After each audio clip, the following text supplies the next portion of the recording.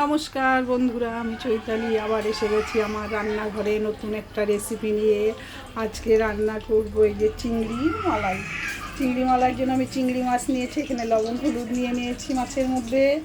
এখানে আমি নারকেল বাটা, সর্ষে বাটা, সর্ষের সঙ্গে লঙ্কা নিয়েছি লবণ দিয়ে, সবাই জানো কীভাবে বাটতে হয়। আর এখানে এলাচ দারচিনি আছে, এখানে আমার পেঁয়াজ আছে, লঙ্কা গুঁড়ো আর হলুদ আছে। আর আমি কিছুটা লঙ্কা সর্ষের সঙ্গে নিয়ে নিয়েছিলাম। আর এখানে তেজপাতা আছে। এবার আমি কড়াইতে তেল দিয়েছি, দিয়ে আমি তেজপাতাটা ছেড়ে দিলাম, তেজপাতা দিয়ে দিলাম।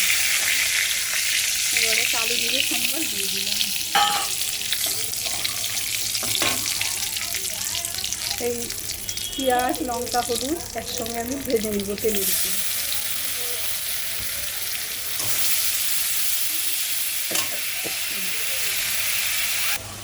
মশলাটা আমি ভেজে নিয়েছি।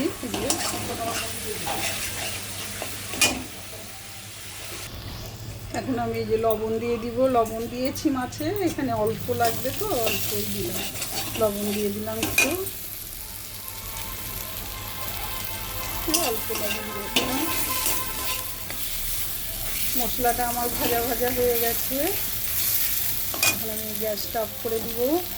এবারে আমি এই মাছগুলোতে সব কিছু যা যা দেখালাম মশলা সব দিয়ে নিয়েছি। এখন কাঁচা সর্ষের তেল দিয়ে একটু তেল দিয়ে ভালো করে মেখে নিব।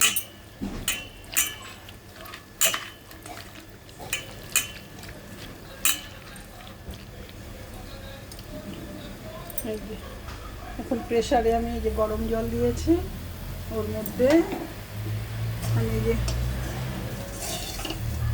এই পেঁয়াজ লঙ্কা হলুদ লবণ দিয়ে ভেজেছিলাম এটা দিয়ে দিলাম জলের মধ্যে।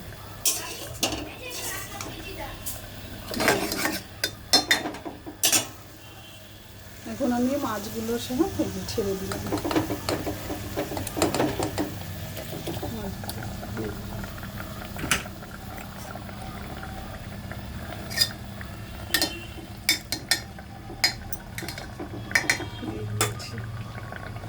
এবার সামান্য মিষ্টি আর লঙ্কা দিয়ে দিই, মিষ্টিটা দিয়ে দিলাম। এবার আমি প্রেসারটা ঢেকে দিব, লঙ্কাটা আমি একটু পরেই দিব। প্রেসারে আমার সিটি পড়ে গেছে, আমি নামিয়ে দিলাম, গ্যাসটা অফ করে দিলাম। এবার প্রেসারটা আমি খুলে দেখব।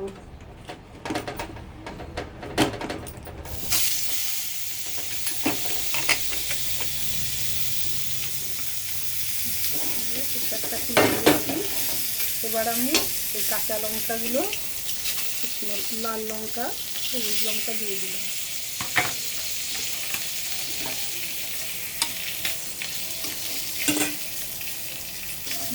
আমি একটু কাঁচা সর্ষের তেল দিয়ে ছড়িয়ে দিব।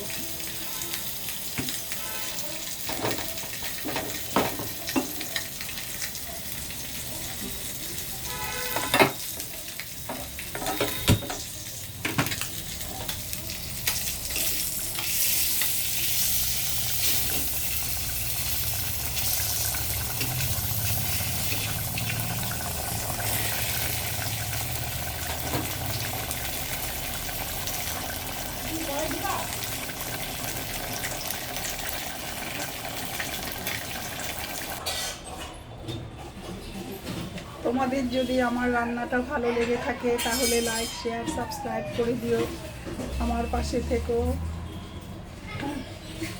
আবার দেখা হচ্ছে নতুন একটা ভিডিওতে। সবাই ভালো থেকো, সুস্থ থেকো, টাটা।